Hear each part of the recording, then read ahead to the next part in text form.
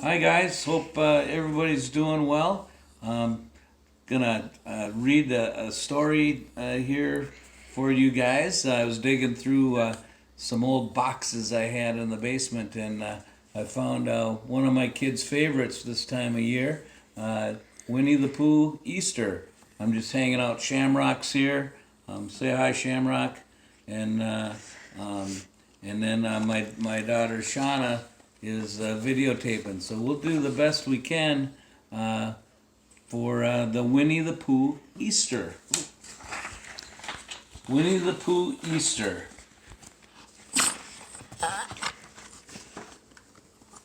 For in the middle of the clearing up there, perched on its large end, pointing its small tapered nose up to the smiling sunlight, sat the biggest egg Pooh had ever seen. Shading his eyes, he stretched himself up onto the very tips of his toes until he lost his balance and suddenly found himself sitting down with a loud thump. My, thought Pooh as he rubbed the part of himself that had thumped the loudest. That egg is as tall as Christopher Robin, perhaps taller. The idea of an egg taller than Christopher Robin was quite enough in and of itself to keep Pooh puzzling for a very long time. Its size, however, wasn't the most surprising thing about the egg. It was all violet stripes and bright green squiggles, yellow polka dots, and pink swirls. After Pooh had thought about it a moment, quite long enough as far as he was concerned, he discovered that the egg made him want to laugh out loud. He had absolutely no idea why that should be, but there it was. What he did know, however, was that laughing out loud was not something someone did all by oneself. In a surprisingly short time, considering it was Pooh who was doing the fetching, the top of the hill was hustling with all of Pooh's very good friends. "Oh my goodness," squeaked the amazed piglet. "That is the most very small egg I've ever seen." Gopher squinted and, holding up his thumb, surveyed the egg carefully. If someone wanted to make breakfast out of this baby, they'd have a blast for sure. "This is nothing," chuckled Tigger, bouncing back on his springy tail.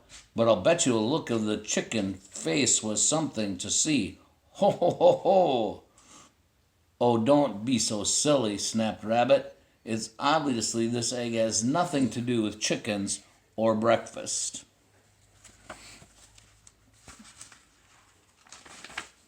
"Obviously to whom?" mumbled Eeyore. "If you don't mind me asking." "You mean to tell me none of you know what sort of egg this is?" demanded Rabbit. "Well," hooted Owl, shifting his feet on his perch atop the egg, "it's not an owl egg, I can say that with certainty, and not a small amount of relief." "It's an Easter egg," Rabbit announced triumphantly. There was silence as everyone digested the revelation.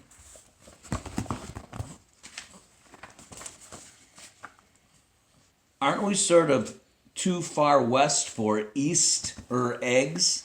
Tigger finally asked. Not because he knew what he was talking about, but because the quiet was making him restless. "No, no, no," moaned Rabbit. "Easter is a holiday, and it's now. This is a time of year everyone gives decorated eggs to one another. I have it on very good authority from my distant cousin, who is a personal acquaintance of someone who knows the Easter Bunny's gardener," he added smugly. "Ah," replied Pooh. "He's found that pretending the thing was understood was something very close to actually understanding it. Then it could be easily forgotten with no one the wiser, especially not Pooh." "Why," muttered Eeyore, giving his tail a shake before sitting down, "would anyone do a thing like that?" "Well," Rabbit answered somewhat hesitantly, "that is a little harder to explain." He paused. "It seems, at least from what I've been told, that these are very special eggs."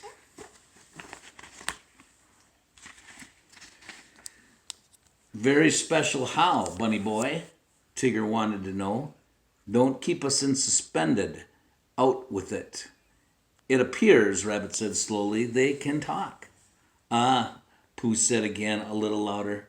To be specific, Rabbit sniffed importantly. They're supposed to say how very much we care for one another. They all looked at the egg for a very long time with new respect. Said Gopher, breaking the silence. I'll bet this egg says it loud. They all gathered close around the egg and listened carefully.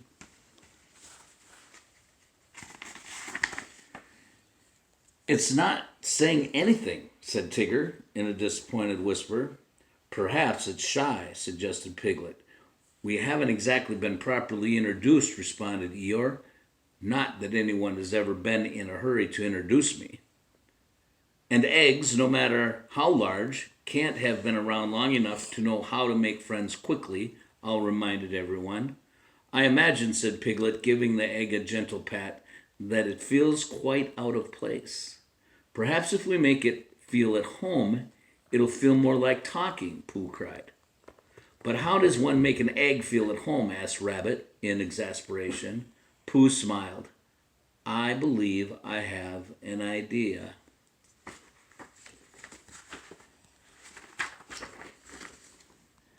It seemed as if no time had passed at all before Pooh's plan was put into effect.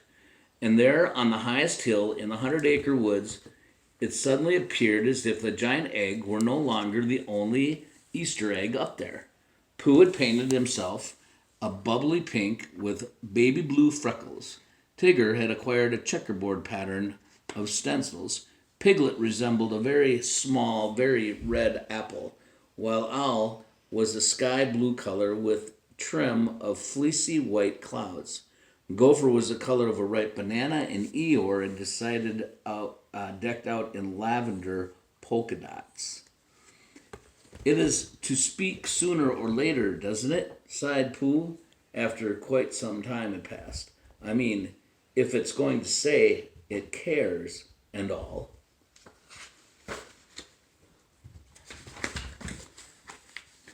Maybe we have to tell it how we care first, suggested Eeyore.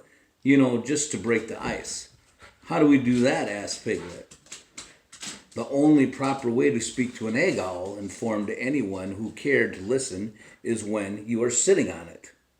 Maybe so, agreed Gopher, but it seems to me that not just any whippersnapper who happens along can sit on an Easter egg.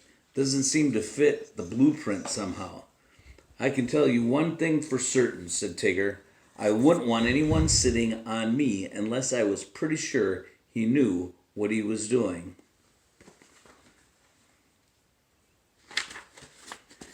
Everyone began rubbing their chins and scratching their heads, furiously trying to figure out what they were going to do.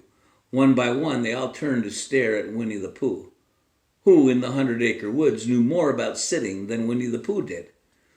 Broad smiles spread slowly over their faces. Oh, yes, they said to one another and nodded. Of course. Pooh nodded and smiled along with them, even though he had no idea what they were nodding and smiling about. It seemed the friendly thing to do. Rabbit put his arm around Pooh's shoulders.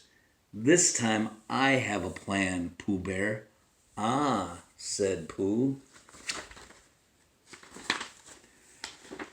The next thing Pooh knew, Tigger was standing on top of the egg, tugging on Pooh's hands, while Rabbit stood beneath and pushed for all he was worth.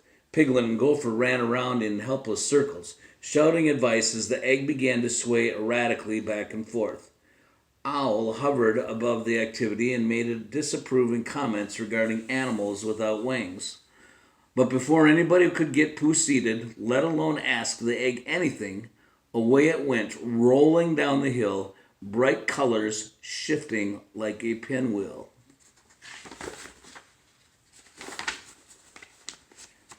They chased the rolling egg downhill and up, through rushing streams and muddy spaces, across wild meadows, under bridges, and over valleys, until the egg rolled to a halt, spinning around on its side like a wayward bottle, turning more and more slowly until finally it stopped, with its tip pointing directly at Christopher Robin.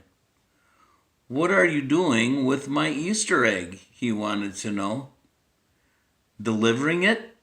Pooh suggested with a smile.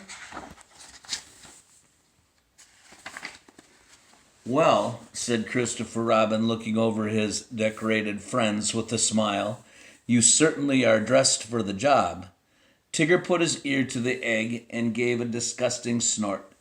"It's still not saying anything to anybody." Are you sure this is your egg, Christopher Robin?" asked Pooh. "Actually, no," he admitted. "It's yours. All of yours. It was going to be a present for me, so I hid it in what I thought was a lonely place," he laughed. "It seemed you beat me to my own surprise." "So when is it going to tell us how much it cares?" Eeyore demanded. "I mean, if that's what it's supposed to do." Christopher Robin put his finger to his lips. "You just have to know how to listen. Watch."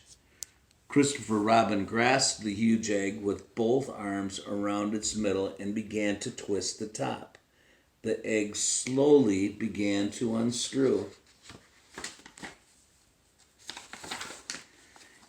In a moment, Christopher Robin removed the top half of the egg and lifted it out, another egg painted to look very much like Winnie the Pooh. "Oh my," breathed Pooh. "You haven't seen anything yet," laughed Christopher Robin, and he began to unscrewing the Pooh egg.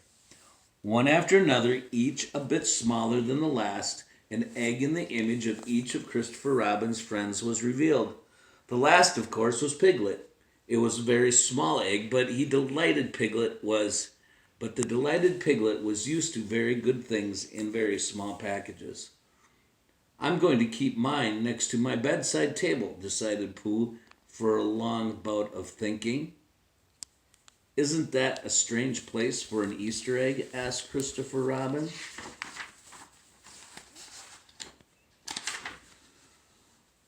"Oh my goodness, not at all," chuckled Pooh. "But then the last thing it tells me before I fall asleep at night, and the first thing it says when I open my eyes in the morning, will be how very much somebody cares." Christopher Robin put his arm around Pooh Bear's shoulders and scratched him behind the ear. "Happy Easter, silly old bear." The end. So there you have it, Winnie the Pooh's Easter. I'm starting to think about spring. I got my spring training visor on, starting to think about baseball, and enjoying some walks with Shamrock. I hope you have a great evening or night, whatever it may be, when you watch this video, and we'll see you soon. God bless. Bye.